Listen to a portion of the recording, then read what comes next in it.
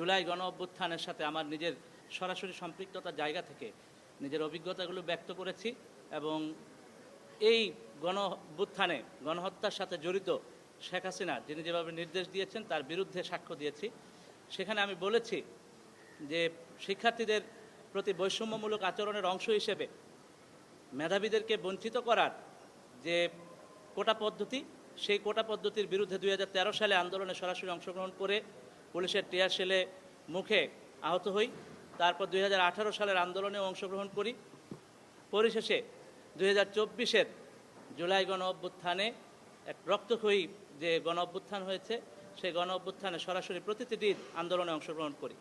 সেখানে আমরা ব্যক্ত করেছি কি করে একটি শান্তিপূর্ণ আন্দোলনকে দমানোর উদ্দেশ্যে সরাসরি ছাত্রলীগ হামলা চালিয়েছে এবং সেখানে উস্কানি দেওয়া হয়েছে ছাত্রলীগের সভাপতি সাদ্দাম, ঢাকা ইউনিভার্সিটির সভাপতি শয়ন এবং আওয়ামী লীগের তৎকালীন সাধারণ সম্পাদক ওবায়দুল কাদের উস্কানি দিয়ে ছাত্রলীগকে সাধারণ শিক্ষার্থীদের উপর লেলিয়ে দিয়েছিলেন এবং সে দৃশ্য সারা দেশের মানুষ দেখেছে।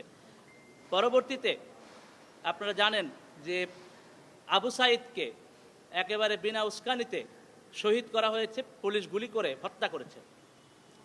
এই যে গুলির করে হত্যার মিছিল শুরু হলো, তার ধারাবাহিকতা আমরা দেখেছি। 18-19 জুলাইয়ে নির্মমভাবে সারা দেশের বিভিন্ন জায়গায় শহীদ হয়েছে। আমার অভিজ্ঞতা ব্যক্ত করেছি 19শে জুলাই যাত্রাবাড়িতে চিটাং রোডের স্পটে আমাদের উপর সরাসরি হেলিকপ্টার থেকে পুলিশ, র্যাব, বিজিবির গাড়ি থেকে সরাসরি গুলি করা হয়েছে। সেখানে অন দ্য স্পটে আমি নিজের চোখে 20 থেকে 25 জনকে পড়ে যেতে দেখেছি এবং এই যে অভিজ্ঞতা, টানা 3 ঘন্টা ধরে গুলি চলেছে, এই অভিজ্ঞতাগুলো দেখেছি। এরপর আমরা আমি একটু যদি প্রশ্ন করি, আপনি স্পেসিফিক কিছু বিষয় বলেছেন, ন্যায্য দাবিতে পুলিশ গুলি চালিয়েছে এটা বলেছেন, হ্যাঁ, এবং বলেছেন যে আন্দোলনকারীদের উদ্দেশ্য করে প্রধানমন্ত্রী ব্যঙ্গ করে রাজাকারের বার্তা বলছে, এটা বলেছেন, এটা বলবেন।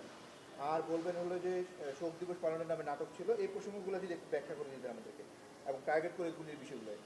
জি, ন্যায্য দাবিতে গুলির বিষয়গুলো।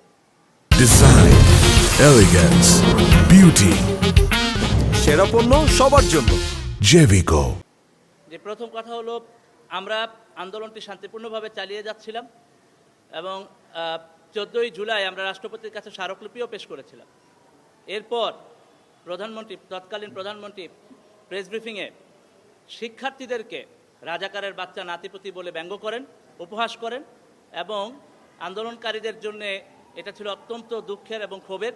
পরবর্তীতে বিশ্ববিদ্যালয়ে ছাত্রছাত্রীরা সবাই আন্দোলনে নেমে পড়ে। আপনারা জানেন সেই রাতের কথা, তুমি কে, আমি কে, রাজাকার রাজাকার, কে বলেছে স্বৈরাচার স্বৈরাচার, এই স্লোগানে বিশ্ববিদ্যালয়ে মেতে ওঠে এবং সারা দেশে এটা ছড়িয়ে পড়ে।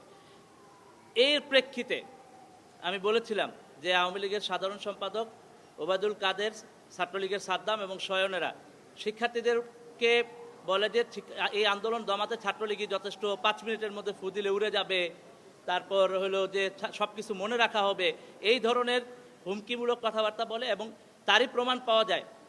পরের দিন যখন 15 জুলাই ছাত্রলীগ ক্যাম্পাসে, ঢাকা বিশ্ববিদ্যালয় ক্যাম্পাসে সরাসরি শিক্ষার্থীদের ওপর, ছাত্রছাত্রীদের উপর নির্মমভাবে হামলা চালায়, সেই দৃশ্য, বিশেষত তন্নির চেহারার দৃশ্য সবার স্মরণে থাকার কথা।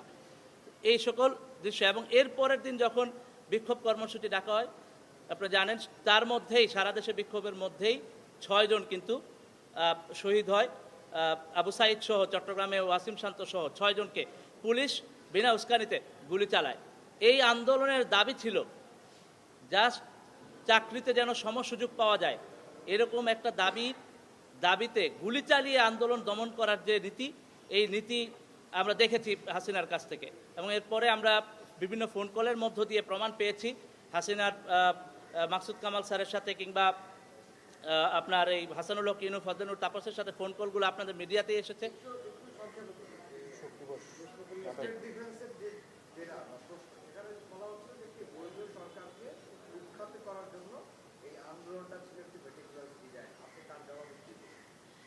এটা কোনো মেটিকুলাস ডিজাইন ছিল না, এটা ছিল একটা ন্যায়সঙ্গত দাবির আন্দোলন এবং সেই আন্দোলনে আমরা দেখেছি কিভাবে করে আন্দোলনকে দমানোর চেষ্টা করা হয়েছে। এটা ছিল সম্পূর্ণ নীতিসঙ্গত, ন্যায্য, বৈধ আন্দোলন।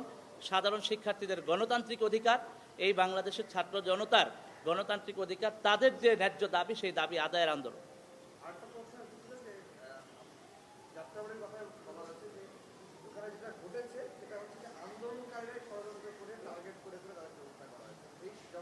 আনবিলিভেবল যে এই কথাও আমাদেরকে শুনতে হয়। এটা আমরা দেখেছি যে আবু সাঈদের এফআইআর এর ক্ষেত্রেও বলা হয়েছে আবু সাঈদকে গুলি করা হয় নাই।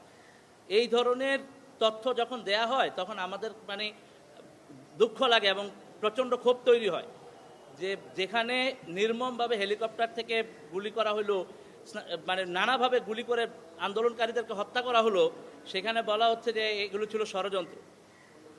এই মানসিকতা, এই যে আওয়ামী মানসিকতা, এই যে ফেসিবাদী মানসিকতা, এই ফেসিবাদী মানসিকতাকেই বাংলাদেশের মানুষ এই গণ অভ্যুত্থানের মধ্য দিয়ে প্রত্যাখ্যান করেছে। থ্যাংক ইউ আমির ভাই। ওকে, থ্যাংক ইউ। ভাই, আপনি আপনার জবানবন্দিতে বলছেন যে 6 আগস্ট লং মার্চ করে দখল হওয়ার কথা ছিল, এটা আপনি আসিফ এবং সাদিক চাইনের সাথে পরামর্শ করে আগান, ওইটা কিন্তু কি ছিল, আপনার রোলটা কি ছিল? আমি তাদের সাথে ফোনে কথা বলি এবং ফোনে কথা বলে পরামর্শ দেই যে এই কর্মসূচিটা একদিন এগিয়ে আনতে হবে, যেহেতু আন্দোলনটা এখন পিকের মধ্যে আছে এবং সারা দেশের ছাত্র জনতা রাজপথে আছে। তো তারপর আমাদের মধ্যে আলাপ আলোচনার ভিত্তিতেই 4 তারিখ রাতে ঘোষণা হয় যে কর্মসূচি একদিন এগিয়ে আনার ব্যাপারটি। Thank you. আমি আলাপ করেছি আসিফ এবং সাদিক কায়েমের সাথে।